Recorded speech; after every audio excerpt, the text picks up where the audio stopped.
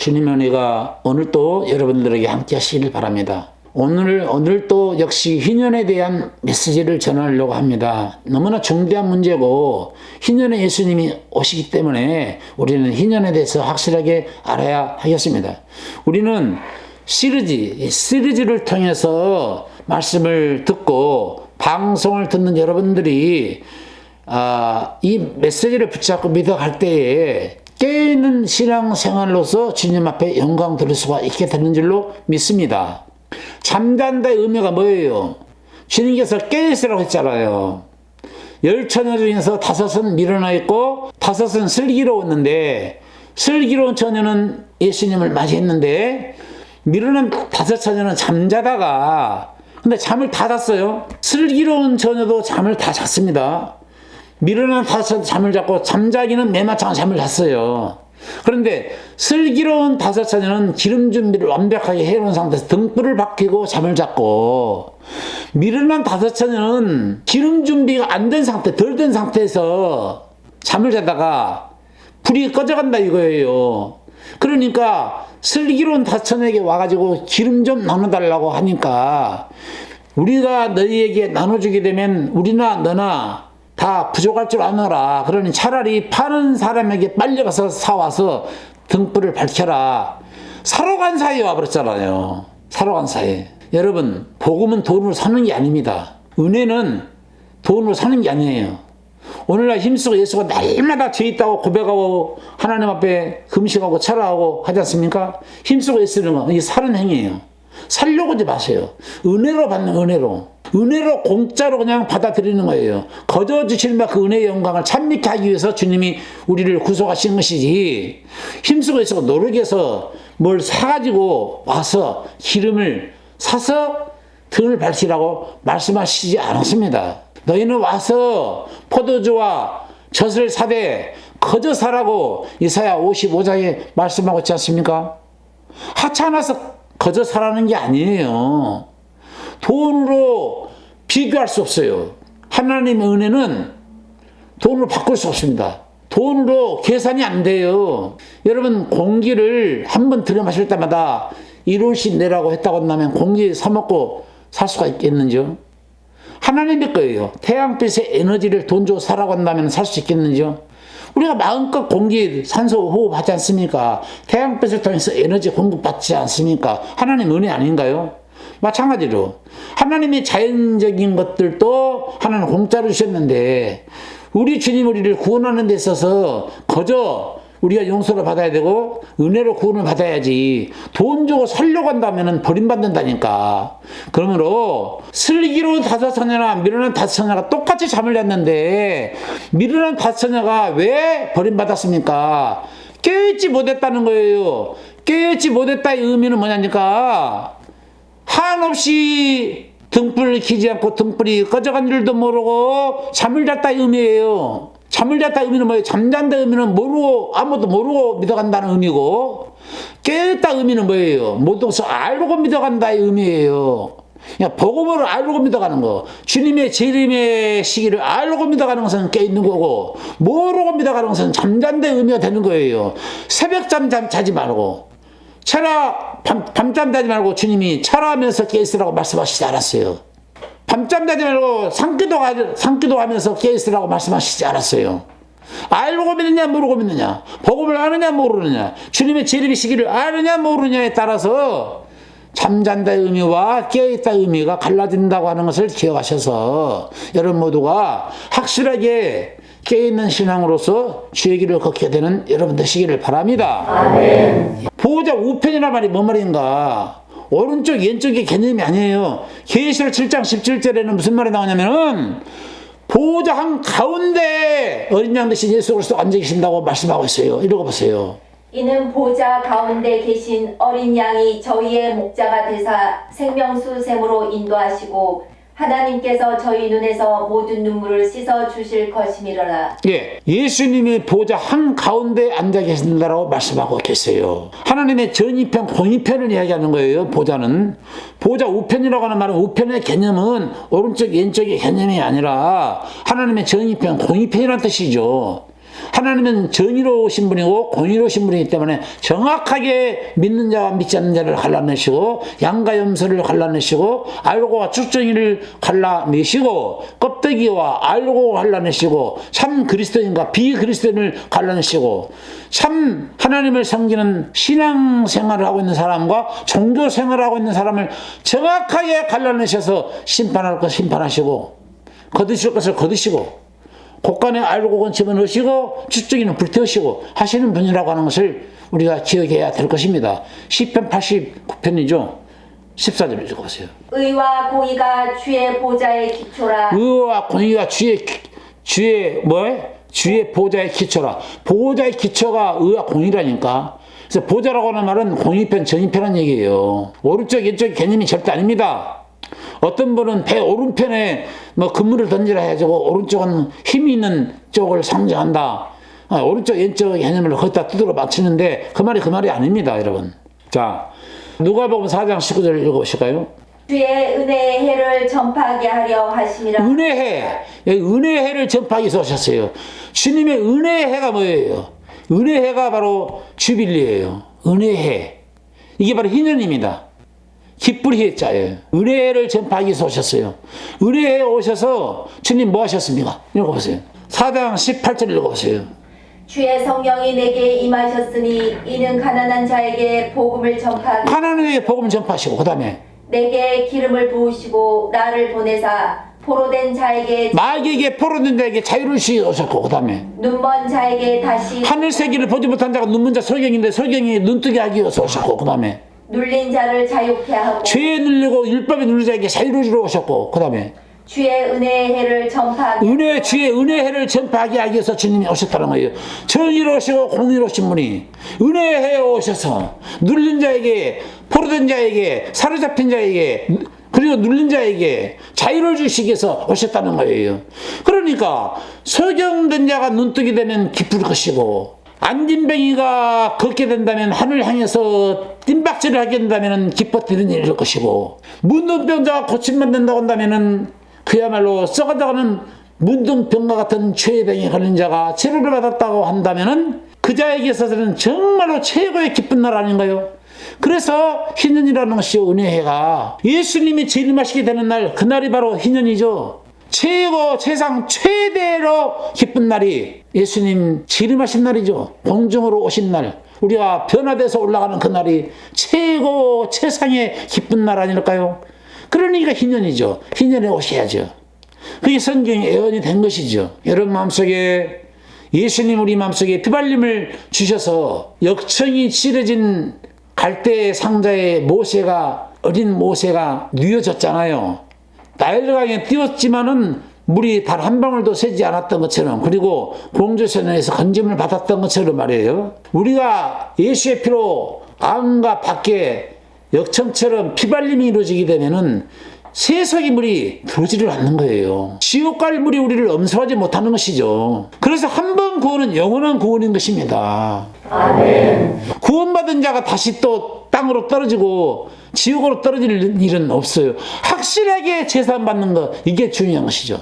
확실하게 피의 흔적을 가지고 있는 것, 이게 중요하죠.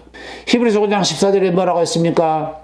하물며 영원하신 성령으로 말미암아 흠없는 자기를 하나님께 드린 그리스도의 피가 어찌 너희 양심으로 죽은 행실에서 깨끗하게 하고 살아계신 하나님을 섬기지 못하게 하겠느냐?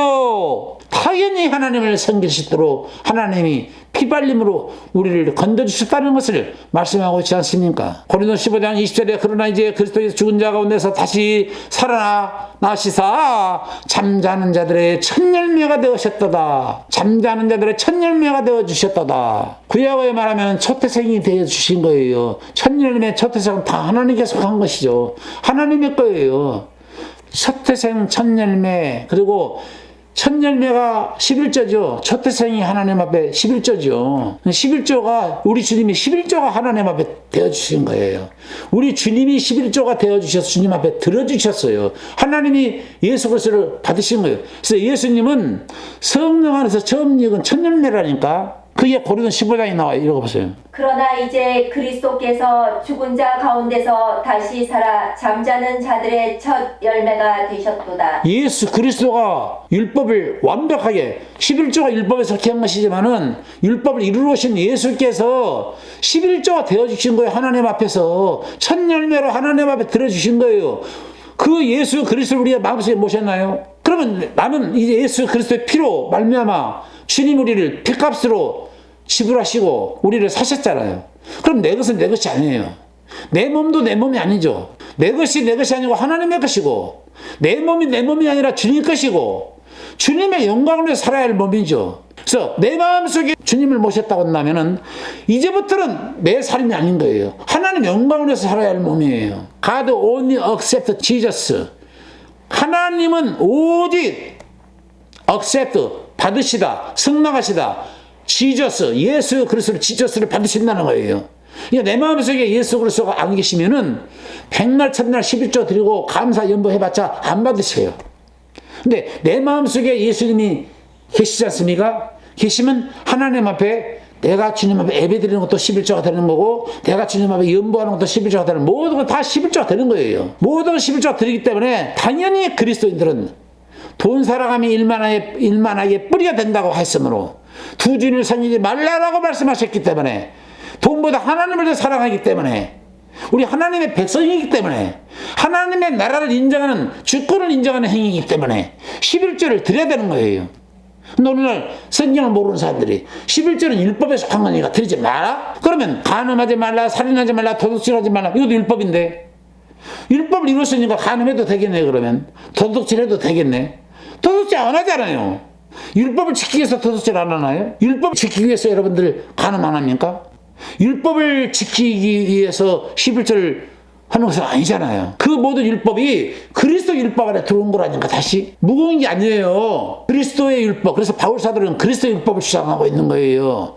그리스도의 율법 안에 들어왔어요. 모든 구약의 율법들이 그리스도의 은혜법 안에 들어온 거예요. 무거운 게 아니죠. 고린도전서 9장 21절 읽어보세요. 율법 없는 자에게는 내가 하나님께는 율법 없는 자가 아니요 도리어 그리스도의 율법 아래 있는 자나. 이 말이 뭐 말이냐면은 바울 사도가 복음 깨닫고 복음을 받고 나서요 율법 없는 사람한테는 율법 없는 것처럼 행동해줬고 율법 있는 사람한테는 율법이 없는 것이 아니고 그리스도 율법이 있어서 율법 있는 사람처럼 행동해줬고 연약한 사람한테는 연약한 방법대로 강한 사람한테는 강한 방법대로 이런 모양 저런 모양으로 그리스도 복음을 위해서 일평생 헌신했다라는 이야기를 하면서 이 말씀을 하고 있는데 오늘 9장 21절에는 율법 없는 자에는 내가 율법 없는 것이 아니라 도리어 그리스도의 율법 아래 있는 자이지만 율법 없는 자 같이 행동한 것은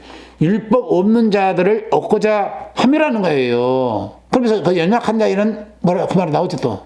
약한 자들에게는 내가 약한 자와 같이 된 것은 약한 자들을 얻고자 함이요. 약한 자에게는 약한 자를 얻기 위해서 약한 채 한 거예요. 율법에 있는 사람한테는 율법이 없는 것이 아니라 그리스도 율법이 있지만 율법 있는 것처럼 행동해 줬다는 거고요. 율법이 없는 사람한테는 없는 것처럼 행동해 줬고 이방인은 니한테는 이방인처럼 행동해 주고 본방인한테는 본방인처럼 이렇게 저렇게 행동해 줬다는 거예요. 그래서 내 양심이 내 양심이 아니고 남의 양심이라는 거야. 내 양심이 내 양심이 아니라 우리가 그리스도인들은요 복음을 받았잖아요. 복음을 받은 그리스도인들은 내 양심을 생각하지 말라니까. 남의 양심이야. 남이 볼 때 덕스럽지 않는 행동은 뒤에다 묻어놓고 내 양심을 내가 아무렇게나 행동함으로 인해서 상대방이 상처를 받아 내 잘못된 행실과 언행으로 상대방이 복음 안에 들어오지 못하고 그 사람 때문에 예수 못 믿겠다라는 소리를 들음으로 인해서 한 사람을 실족시키지 않기 위해서는 남의 양심처럼 살아라는 거예요. 그렇게 말씀하고 있지 않습니까? 고린도전서 10장 24절에는 누구든지 자기의 유익을 구치 말고 남의 유익을 구하라고 말씀을 했지요. 그리고 10장 29절에 보니까 내가 말한 양심은 너희의 것이 아니요 남의 것이니 어찌하여 내 자유가 남의 양심으로 말미암아 판단을 받으리오니까 내 양심이 내 양심이라고 생각하지 말고 남의 양심으로 생각하고 남의 양심에 실족시키는 그런 행동이나 언어를 함부로 뱉어서는 안 된다고 말하면서 조심스럽게 한 영혼을 구원하기 위해서 이렇게 믿어갔다니까요. 나오죠? 내 양심이 내 양심이 아니라고. 남의 양심이라고. 성경에서 가장 중요한 것은 십자가 부활입니다. 주님께서 6월절에 죽으시고 무교절에 땅에 묻히시고 안식구 첫날에 초실절에 부활하셨습니다. 이것이 바로 초실절이죠. 그리고 7일 안식일을 7번을 버는 다음에 7칠 49죠. 49 다음에 단 안식구 첫날에 오순절로 지키라 했어요. 이 오순절이 바로 희년이죠. 오순절은 이루 말할 수 없는 선물을 가지고 왔잖아요. 각종 각양의 은사를 주님이 가지고 오셨지 않았습니까?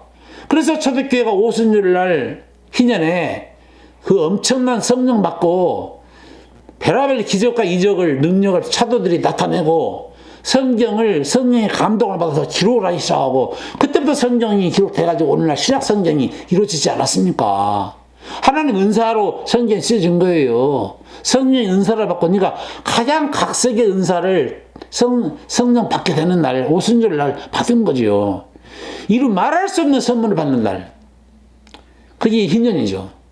자, 우리 주님이 주님 안에 모든 보화가 다 숨겨졌어요. 지혜와 청량과 명철과 그리고 영화로움과 영생과 영원한 생명과 그리고 에덴과 신라곤 이렇던 신라곤을 회복해 주시러 오셨지 않았습니까? 이렇던 천국을 회복해 주러 오실 분 아닙니까? 그러니까 우리 주님 안에 모든 보화가 다 숨겨져 있죠. 그날을 희년이라고 말하지 않고 뭐라고 말해야 될까요? 기쁜 날이라고 말하지 않고 뭐라고 말해야 될까요? 그러니까 주님이 공중에 오신 날, 공중으로 재림하신 날이 정확하게 희년에 오신다니까. 희년이에요, 희년. 우리 몸의 부활을, 우리 몸의 변화가 되는 날. 희년에 오시는 거예요. 이걸 점점 제가 밝히 드리려고 해요. 여러분 기대해 주셔도 좋습니다. 기대하시고 여러분 주님 재림을 반드시 맞이할 수 있는 여러분 되시기를 주의 이름으로 축원합니다. 할렐루야. 아멘. 예, 앉으세요.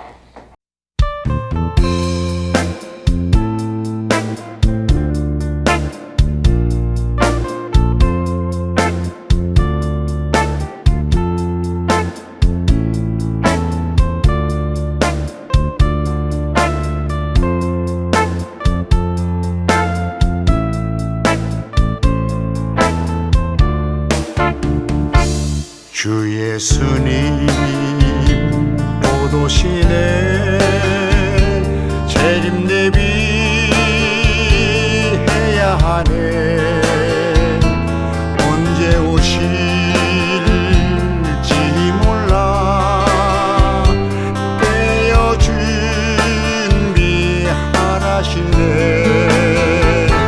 깨어있는 신앙생활 잠자면서